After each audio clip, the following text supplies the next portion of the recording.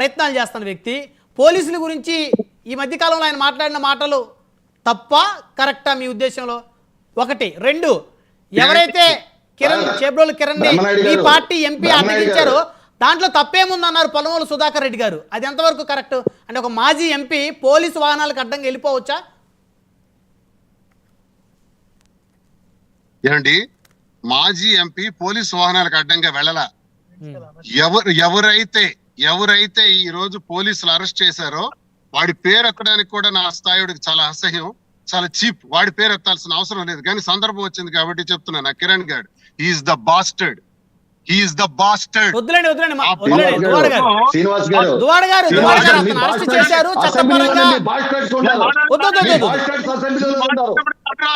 మీరు మాట్లాడండి.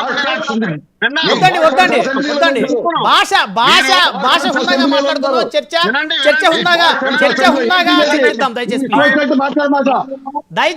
చర్చ హుందాగా చేసుకుందాం. దువాడ గారు మీరు ఒక ప్రజాప్రతినిధి, శాసన మండలిలో ఉన్నారు. మీరు శాసన మండలిలో ఉన్నారు. దయచేసి అలా మాట్లాడుతుంది. శాసన మండలిలో ఉన్నారు మీరు.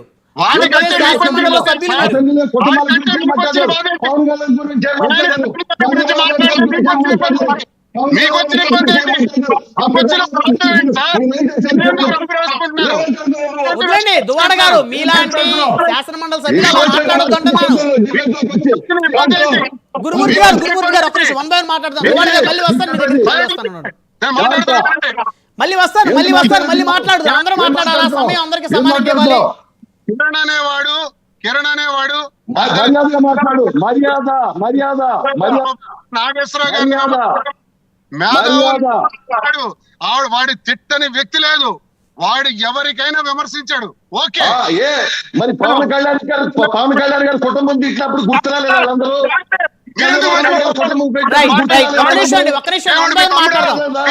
మళ్ళీ మాట్లాడుతూ రాగండి. గురుమూర్తి గారు దయచేసి ఆగండి. 1 by 1 మాట్లాడదాం. మనతో జనసేన పార్టీ నుంచి ఒక్క నిమిషం అందరూ అందరూ సమానంగా సమయం మీకు 10 నిమిషాలు ఇచ్చాను. మీకు 10-11 నిమిషాలు. దయచేసి మీరు కాస్త ఓపికతో ఉండాలి. దువాడ గారు అందరికీ వాయిస్ ఇవ్వాలి కదా. ఇప్పుడు మీరు మాట్లాడిన దాని మీద అభిప్రాయాలు జనసేన నుంచి కూడా తీసుకోవాలి కదా. మనం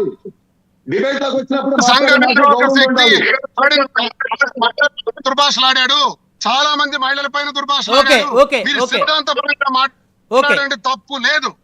సిద్ధాంతపరంగా మాట్లాడండి, గురించి మాట్లాడండి, తప్పు లేదు. మహిళల గురించి దుర్భాషలాడాడు.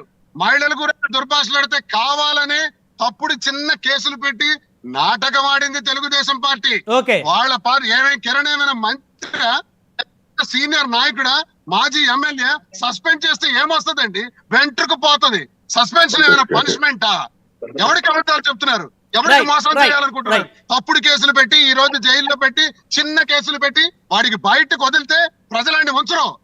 మహిళలతో ఆడుకున్నాడు, మహిళలతో ఇష్టానుసారంగా మాట్లాడాడు.